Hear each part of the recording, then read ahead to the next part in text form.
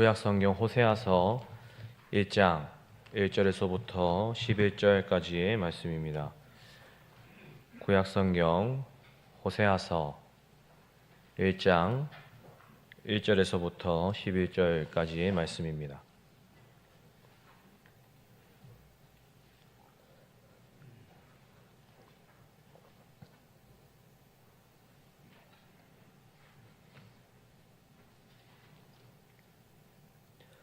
다 찾으신 줄 알고 한 절씩 교독하겠습니다. 제가 먼저 읽겠습니다.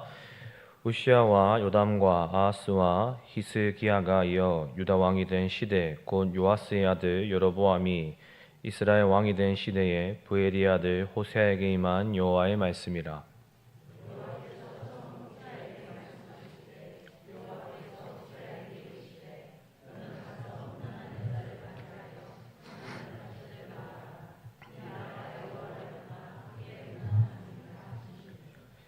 이에 그가 가서 디블라임의 딸 고멜을 맞이하였더니 고멜이 임신하여 아들을 낳으매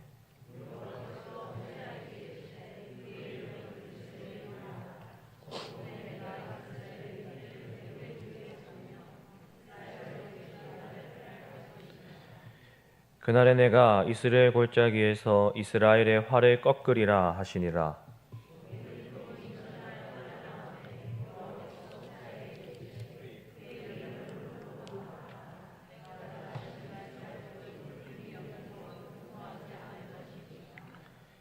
그러나 내가 유다 족속을 긍휼히 여겨 그들의 하나님 여호와로 구원하겠고 활과 칼이나 전쟁이나 말과 마병으로 구원하지 아니하리라 하시니라.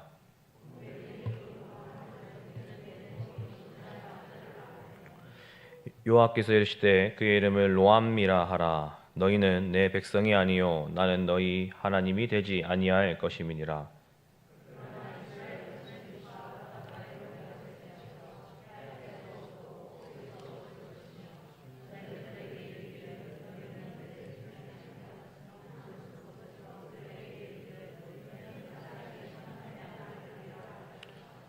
함께합니다. 이에 유다 자손과 이스라엘 자손이 함께 모여 한 우두머리를 세우고 그 땅에서부터 올라오리니 이스라엘의 날이 클 것임이로다. 아멘. 하박국서를 마무리하고 구약 호세아서 말씀으로 수요예배와 금요기도의 시간을 통해 성도 여러분들과 함께 살펴보려고 합니다. 호세아 첫 시간이긴 만큼 서론적인 부분을 짚고 가고 싶은데요.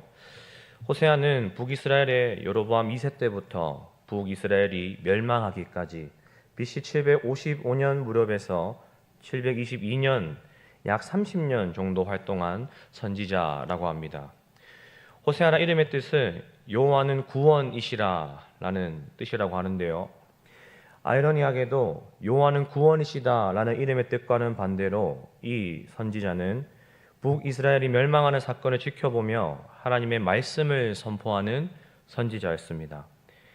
북이스라엘의 멸망을 바라보는 하나님의 마음과 그 심정을 전하는 선지자로서의 그 사명을 맡게 된 것인데, 흥미로운 것은 이 이스라엘을 향한 하나님의 그 마음을 선지자가 말로만, 언어로만 전하고 선포하는 것이 아니라 실제 그러한 삶을 살아가며 그 하나님의 마음을 증거하도록 부름을 받았다라는 것입니다. 본문 2절입니다. 여호와께서 처음 호세아에게 말씀하실 때 여호와께서 호세아에게 이르시되 너는 가서 음란한 여자를 맞이하여 음란한 자식들을 낳으라. 이 나라가 여호와를 떠나 크게 음란함이니라 하시니. 본문 2절이 기록한 대로 호세아는 음란한 여자를 아내로 맞아 아이 셋을 낳게 됩니다. 하나님께서는 그 자녀들의 이름을 이스르엘, 로루하마, 로암미로 짓도록 명령하십니다. 구약의 원어인 히브리어를 보게 되면 로라는 단어로 시작하는 단어가 있는데 이 로는 부정접두어입니다. 쉽게 말하면 우리말에 안일 부자나 안일 비자와 같은 단어가 히브리어로는 로라고 생각하시면 이해가 되실 것입니다. 그러니까 로루하마는 루하마의 반대말로 곧 긍휼을 받지 아니한 자라는 뜻이고, 로암미는 내 백성이라는 뜻의 암미에 부정접두어 로가 붙었기 때문에 내 백성이 아닌 자라는 뜻이 되어집니다. 그럼 첫째 아이의 이름엔 로가 보이지 않습니다. 그럼 첫째는 무엇인가요? 라는 생각이 들 수 있는데요. 첫째의 이름인 이스라엘은 본래의 뜻은 하나님이 심으신다, 씨 뿌리신다 라는 뜻입니다. 하나님이 심으신다, 씨 뿌리신다. 이처럼 좋고 훌륭한 이름의 뜻이 첫째 이름인 이스라엘이지만 이 이름의 역사적인 의미가 담겨 있는 것을 먼저 생각해 볼 필요가 있습니다. 북이스라엘 역사에서 가장 악한 왕이었던 아합 왕조를 예후가 일어나서 멸망시킬 때 이스라엘 왕과 유다 왕을 죽였던 장소가 이 이스라엘입니다. 또 이세벨과 아합 왕자 70명을 죽였던 그 장소 또한 이 이스라엘입니다. 하나님께서 호세아에게 첫째 아이의 이름으로 붙이라 말씀하신 그 이름의 뜻은 씨를 뿌린다, 심으신다 라는 의미보단 이스라엘이라는 땅에서 일어난 그 사건으로 이름을 붙이신 것으로 해석하는 것이 보편적입니다. 본문 4절을 한번 읽어보겠습니다. 본문 4절입니다. 여호와께서 호세아에게 이르시되 그의 이름을 이스라엘이라 하라. 조금 후에 내가 이스라엘의 피를 예후의 집에 갚으며 이스라엘 족속의 나라를 폐할 것임이라.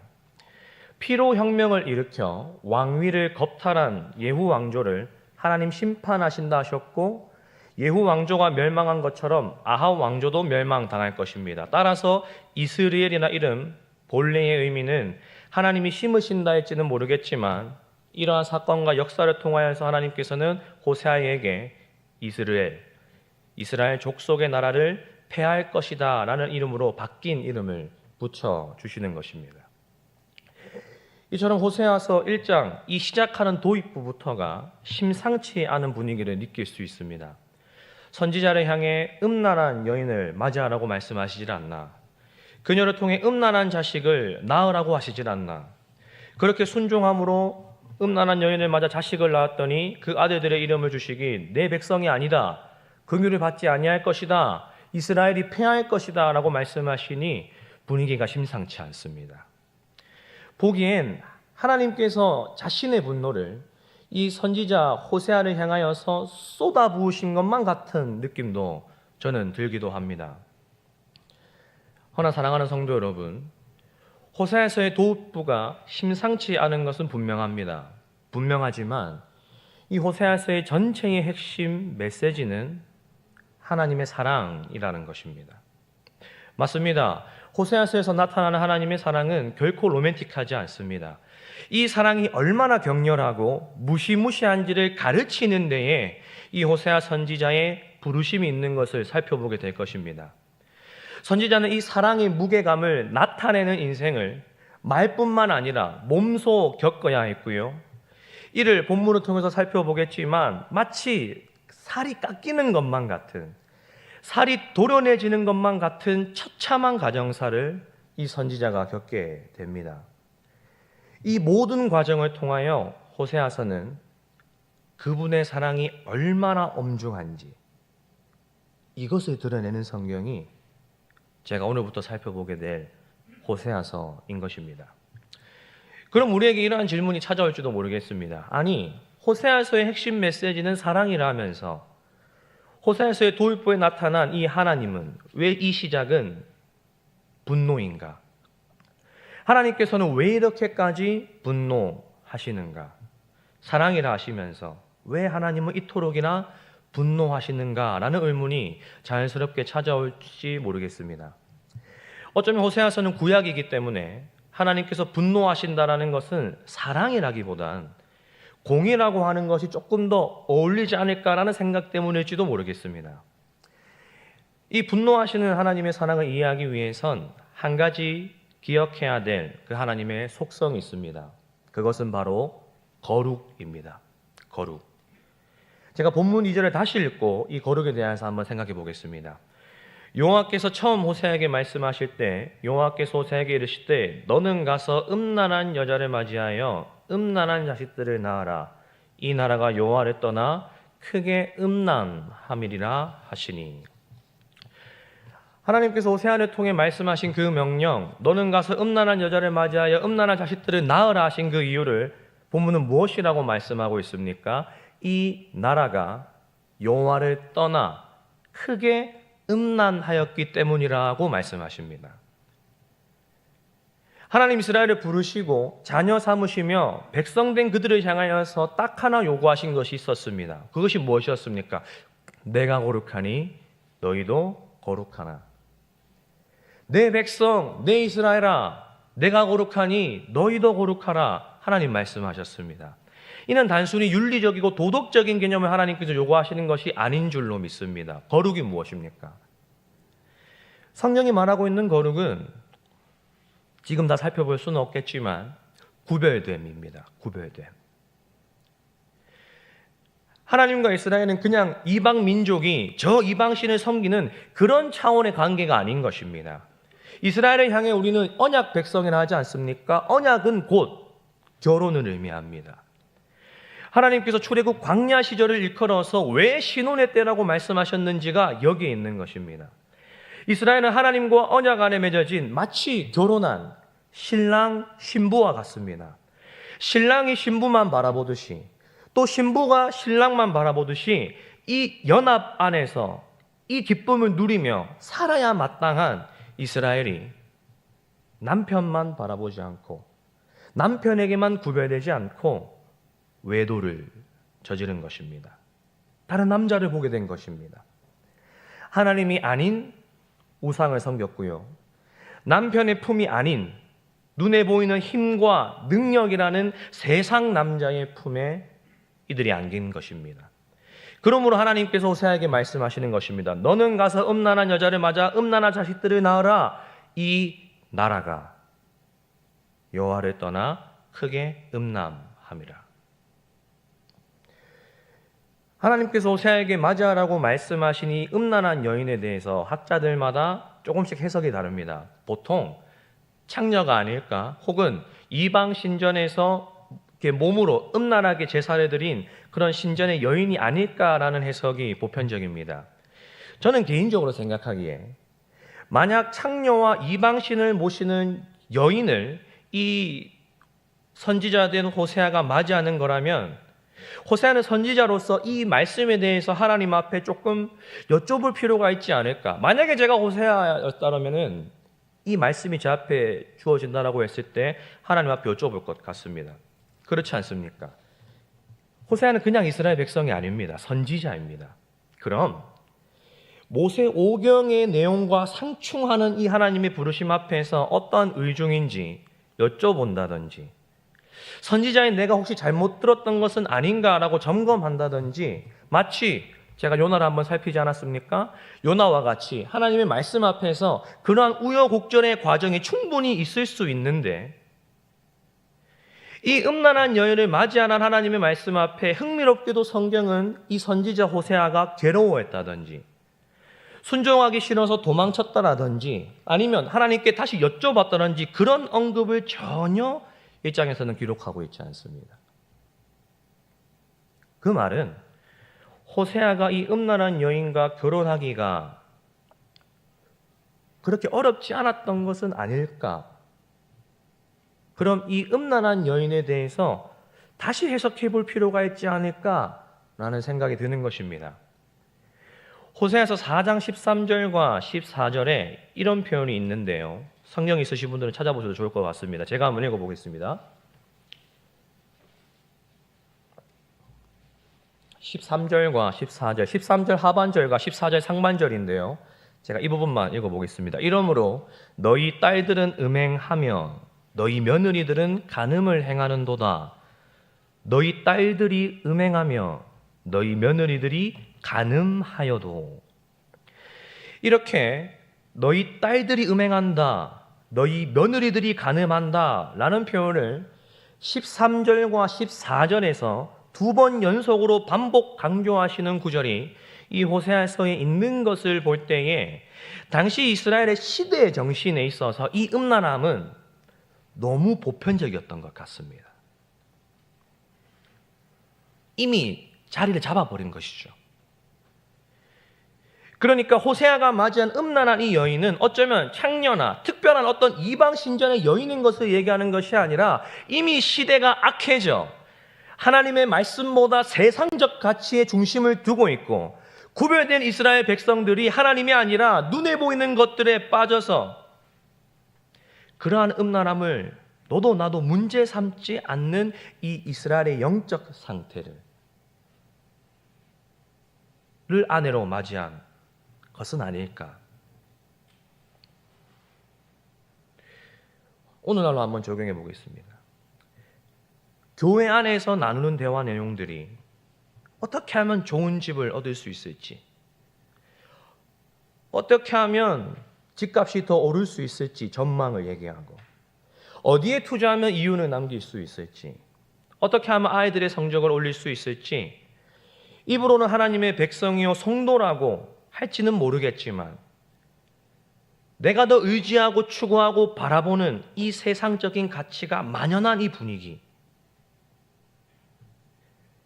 그 분위기에 젖어 있는 수많은 성도들 중 한 사람이 호세아가 결혼했던 고멜이었다는 것입니다. 저는 이 예가 결코 억지스럽다고 생각하지 않습니다. 하나님은 이 시대에 이스라엘의 만연한 음란함을 고멜을 통해 보이고자 한 것입니다. 이스라엘의 가장 보통의, 가장 보편적인 여인의 영적인 음란함. 한국교회는 아니요. 저와 여러분들도 어쩌면 우리가 스스로 인지하고 인식하지도 못할 만큼 세상적인 가치에 우리도 물들어 있을지도 모르겠습니다. 저는 이 1장의 호세아 말씀을 여러분들과 함께 시작하면서 이 말씀 앞에 정직해져 보고 싶은 것입니다. 하나님의 선지자가 창녀, 말도 안 되는 그 부정한 여인과 결혼을 했다거나 이 무리한 명령에 어떻게 호세아는 단 한 번의 망설임도 없이 순종함으로 나아갔구나 이렇게 얘기할 것이 아니라 내가 바로 그런 고멜과 같은 자였음을. 목사님, 시대가 그런 걸 어떡합니까? 예수 믿는 사람들이 다 그러는데 어쩔 수 없는 거 아닙니까? 현실이 그런 거 아닙니까? 라고 적당히 편협하는 명목상 그리스도인이라는 탈을 혹시 우리가 쓰고 있었던 것은 아닐까? 이것을 한번 점검해 보자는 것입니다. 오늘날 한국교회는 거룩하다 할 수 있습니까? 하나님 이 시대를 살아가고 있는 한국교회를 바라보시며 어떻게 판단하시고 여기실까요? 이 나라가 여호와를 떠나 크게 음란함이라. 이 나라가 여호와를 떠나 크게 음란함이라. 본문의 말씀 앞에 우리가 엄중하게 점검하고 돌아보기를 축복합니다. 하나님에게 이스라엘 백성은 언제나 내 나라였고 언제나 내 백성이었습니다. 그러나 본문 이전에서 인상 깊은 하나의 표현이 있는데요. 그것은 바로 이 나라라는 표현입니다. 이 나라. 이 나라가 여호와를 떠나라고 하나님 말씀하고 계신다는 것입니다. 이스라엘을 향한 하나님의 이 표현이 마치 차갑다 못해 얼어버릴 것만 같습니다. 마치 하나님께서 이스라엘을 향해서 선을 그으시는, 이렇게 신앙생활하는 너희는 내 자식이 아니다. 이 자식이고 이딴 자식이다. 바알 섬길 거면 너희들 바알의 자식이다. 마치 이렇게 얘기하시는 것만 같이 들려집니다. 내 백성이 아닌 이 음란한 백성을 향해 분노하시면서 시작하시는 선지서가 이 호세아서인 것입니다. 다시 처음 질문으로 한번 돌아보겠습니다. 하나님 왜 이렇게까지 분노하시는가라는 것입니다. 호세아서의 핵심 메시지는 제가 사랑이라 말씀드렸습니다. 하나님의 이 사랑은 왜 분노로 나타나는가? 이는 이 하나님의 사랑은 대충 타협하고 모른 척 해주는 것이 하나님의 사랑이 아니기 때문이라고 저는 말씀드리고 싶습니다. 적절한 예인지 모르겠습니다. 저는 성서에서 나고 자랐습니다. 달서구죠.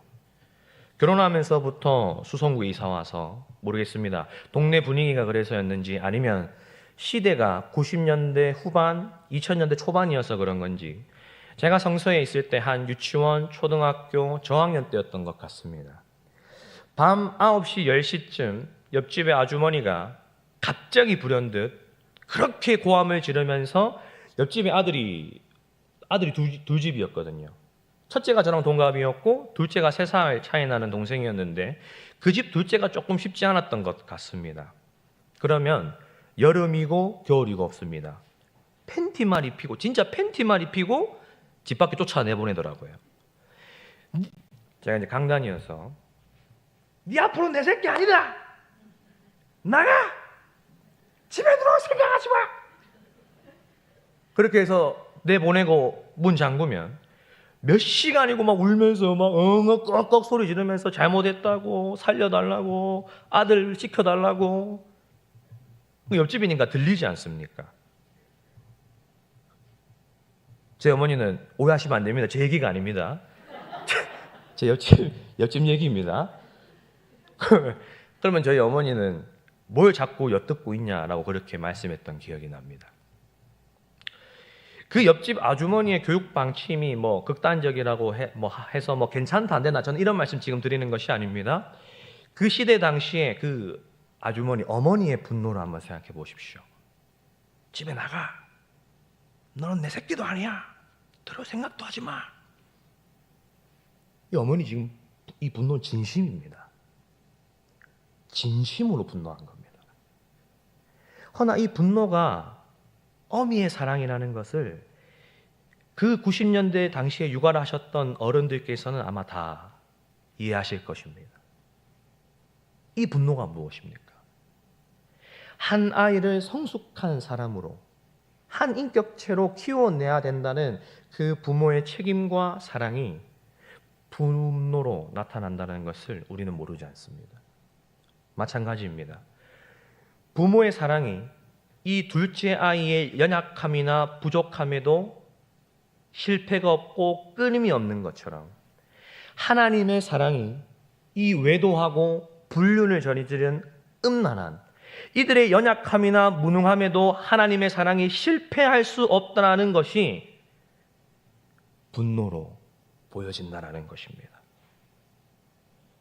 아내가 배신하여 돌아서고 외도했다 하여도 자식이 말을 듣지 않고 멋대로 산다 하여도 신랑된 하나님은 아비된 하나님은 그 연약함과 실패를 뚫고 넘어오시는 사랑의 하나님이시라는 것입니다.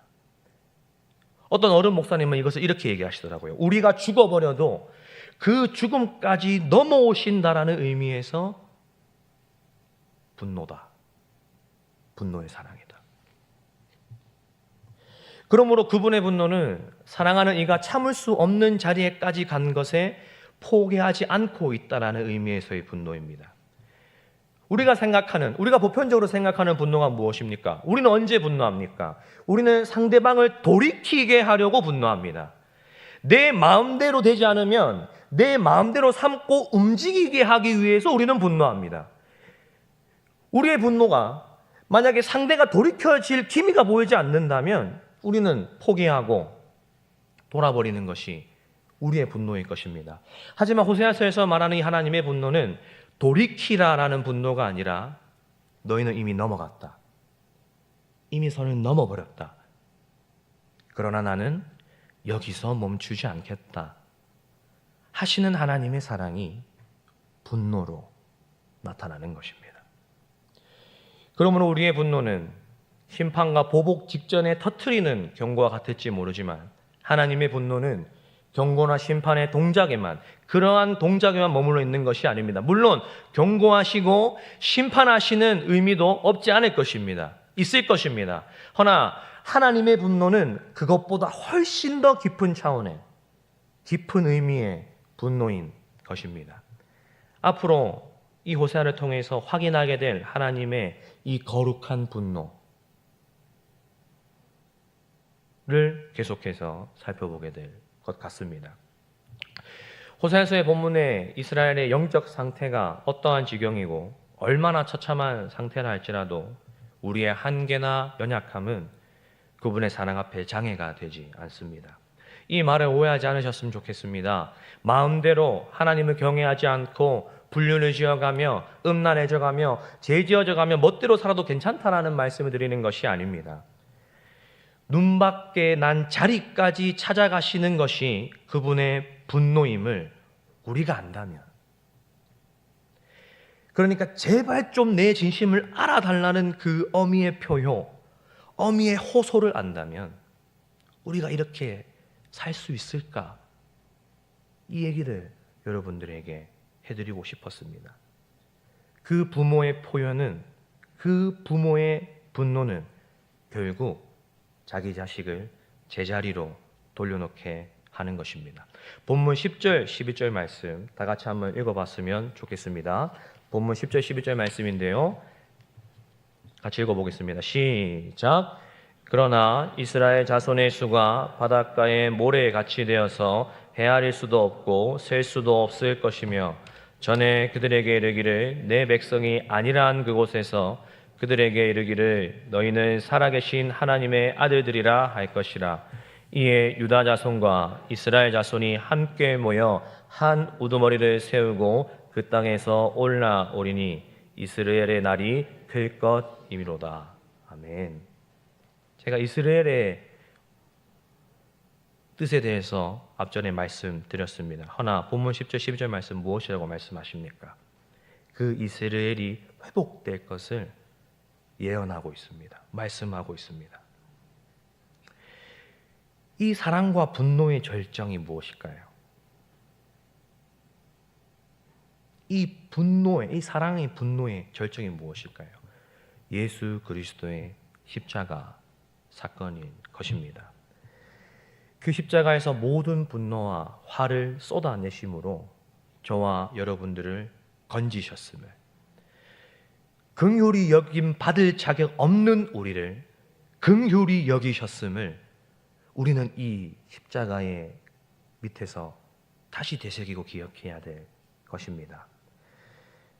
하나님은 죄 가운데 빠져있는 그 백성을 향해 이 백성이라 말씀하시며 다시는 불쌍히 여기지 않겠다, 내 백성이 아니다라고 분노하셨지만 그 사랑의 분노는 끝내 내 백성이 아니라 한 그곳에서 살아계신 하나님의 아들들이라 여김받게 하겠다 약속하시는 것입니다. 그것이 십자가입니다. 아무리 속상하고 미워도 자녀는 자녀입니다. 빤스만 입고 쫓아내도 문 밖에 잠궈서 내보낸다 하여도 얼어 죽게 하는 엄마는 이 세상에 없는 것처럼 말입니다. 그 하나님의 분노는, 그 분노의 사랑은 결국 이스라엘을 붙드시고 저와 여러분을 살리시는 줄로 믿습니다. 그 분노의 사랑이 다시 이스라엘을, 또 저와 우리를 회복시키는 줄로 믿습니다. 그 사랑을 알고 헤아림으로 이제는 더 이상 외도하고 바람피는 신앙이 되는 것이 아니라 그 분노의 절정되신 그 십자가의 긍휼을 기억함으로 그 십자가 아래에서 거룩한 구별됨을 지켜나갈 수 있는 성도가 될 수 있기를 주님의 이름으로 축복합니다. 기도하겠습니다. 사랑의 하나님, 감사합니다. 호세아서 1장 말씀을 통하여서 당신의 그 거룩한 분노, 그 엄중한 분노에 대해서 살펴보았습니다.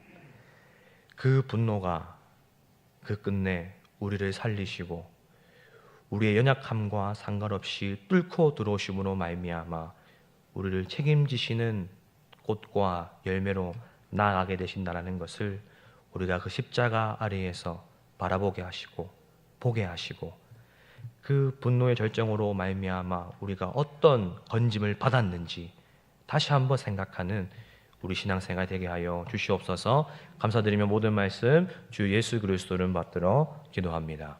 아멘. 우리 함께 나의 만족과 유익을 위해 우리 말씀을 생각하시면서 찬양하시겠습니다.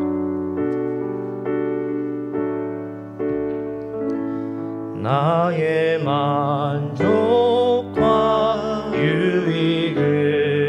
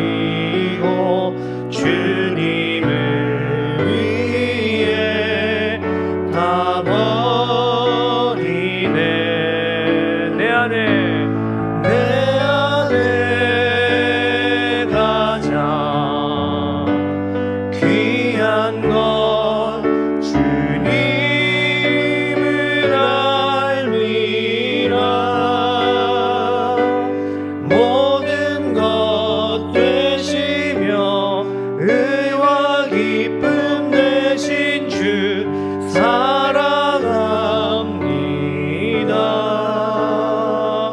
부활의 능력, 부활의 능력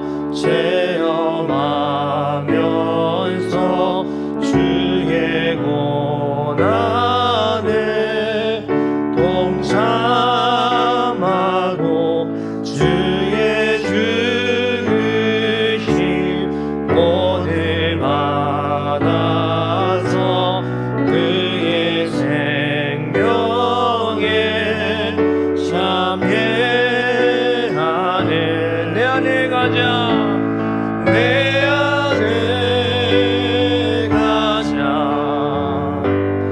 귀한 것 주님을 알미라 모든 것 되시며 의와 기쁨 되신 주 사랑합니다. 내 안에 가자 내 안에 가자 귀한 것 주님을 알리라 모든 것 되시며 의와 기쁨 되신 주 사랑합니다.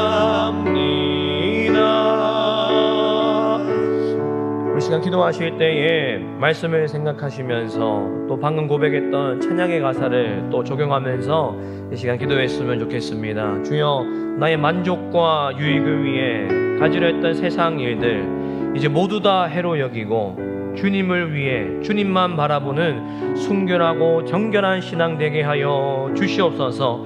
하나님 주님의 고난에 동참하기를 원합니다. 예수 그리스도의 죽으신 본을 받아서 당신의 생명에 참여하는 나의 신앙생활 될 수 있기를 원합니다. 함께 기도하시면서 주님 앞에 나아가겠습니다. 기도합니다. 주님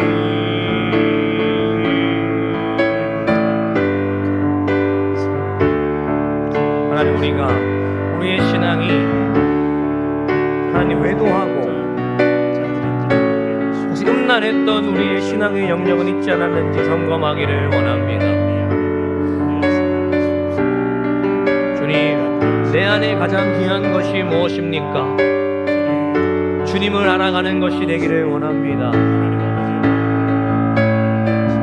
하나님의 백성답게 당신이 자녀답게 그분이 핏값 주고 세우신 성도답게 하나님 우리가 다른 것을 의지하고 다른 것을 숭배하며 살아가지 않기를 원합니다. 하나님 주님 은혜 허락하여 주시옵소서. 주님 은혜 허락하여 주시옵소서.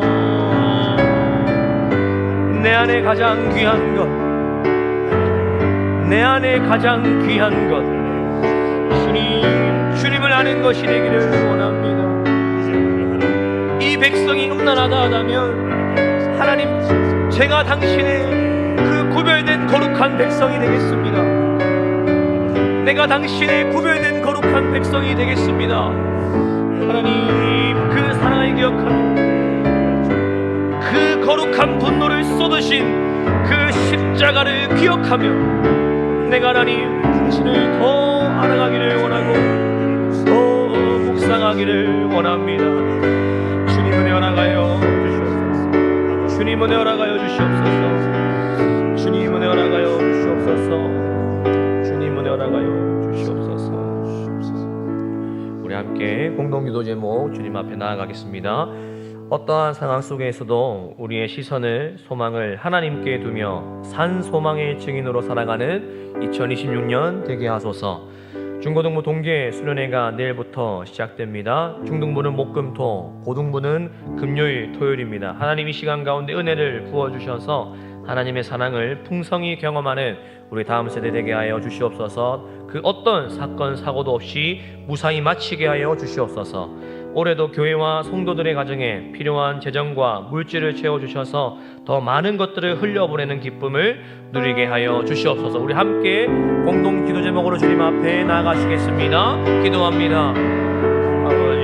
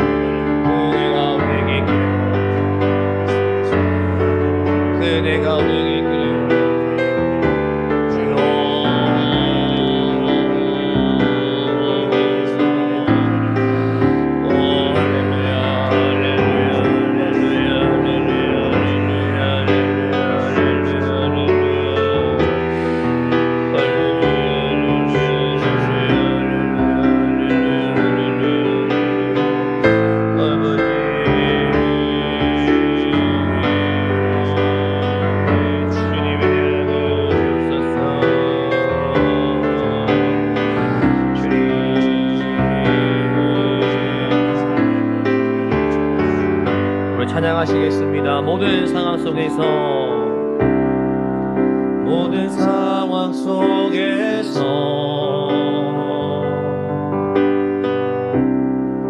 주를 찬양할지라.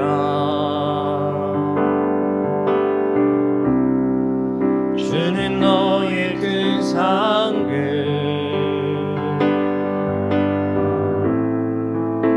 큰 도움이시라.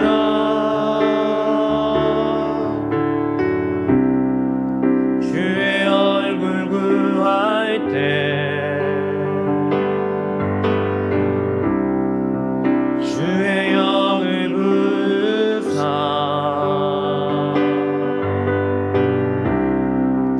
끝이 사랑 안에서 주를 보게 하소서. 주를 보게 하소서. 내 영혼이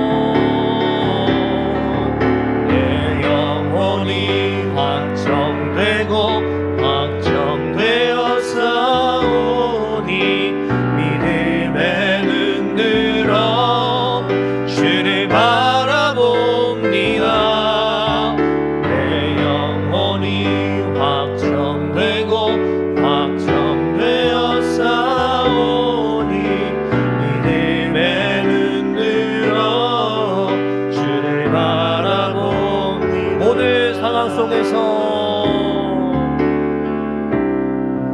모든 상황 속에서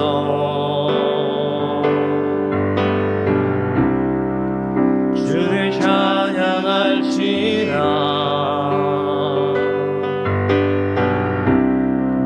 주는 너의 큰 상급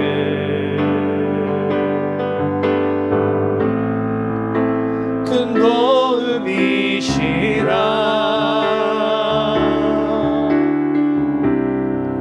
주의 얼굴 구할 때 주의 영을 부으사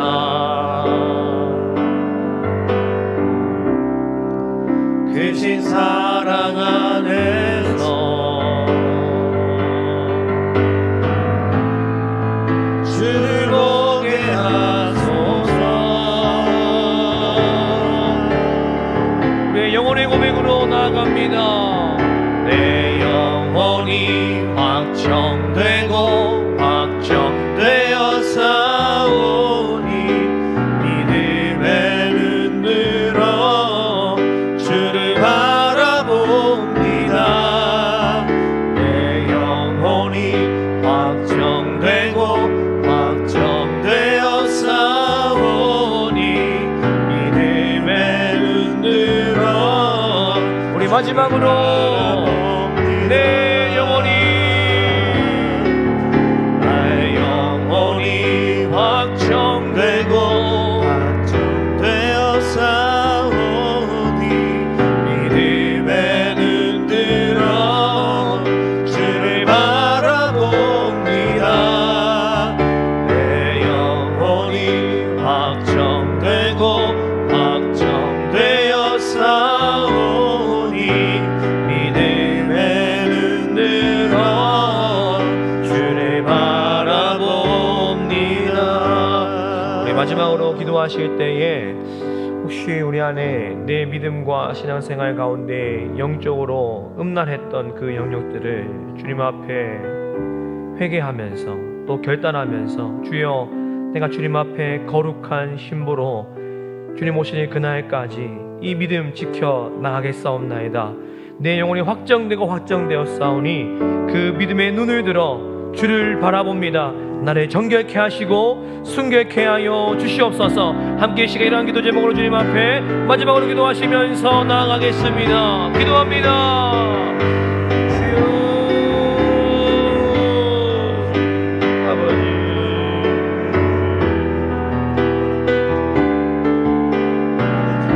하나님 우리 안에 하나님 그 신랑된 예수님을 정말 거룩하게 순전하게 그 기다리고 고대하는 우리의 신앙 되게 하여 주시옵소서.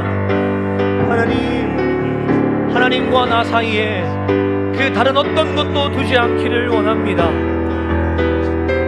하나님의 얼굴과 내 사이에 그 다른 어떤 것도 두지 않기를 원합니다. 그러한 순전한 신앙, 그러한 온전한 신앙, 하나님 그러한 정결한 신앙 되게 하여 주시옵소서. 믿음의 눈을 들어 오직 그 주님만 바라봅니다. 하나님 우리의 필요는 오직 당신이 될 수 있기를 원합니다. 주여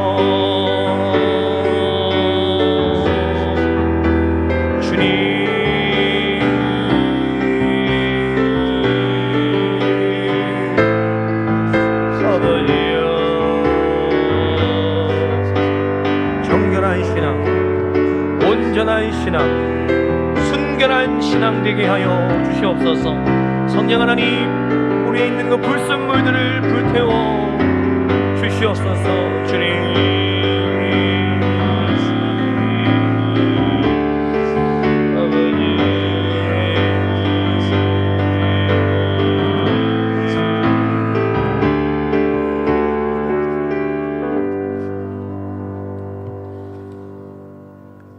하늘에 계신 우리 아버지여, 이름이 거룩히 여김을 받으시오며 나라의 마옵시며 뜻이 하늘에서 이룬 것 같이 땅에서도 이루어지이다. 오늘날 우리에게 일용할 양식을 주옵시고 우리가 우리에게 죄 지은 자를 사하여 준 것 같이 우리 죄를 사하여 주옵시고 우리를 시험에 들게 하지 마옵시고 다만 악에서 구하옵소서.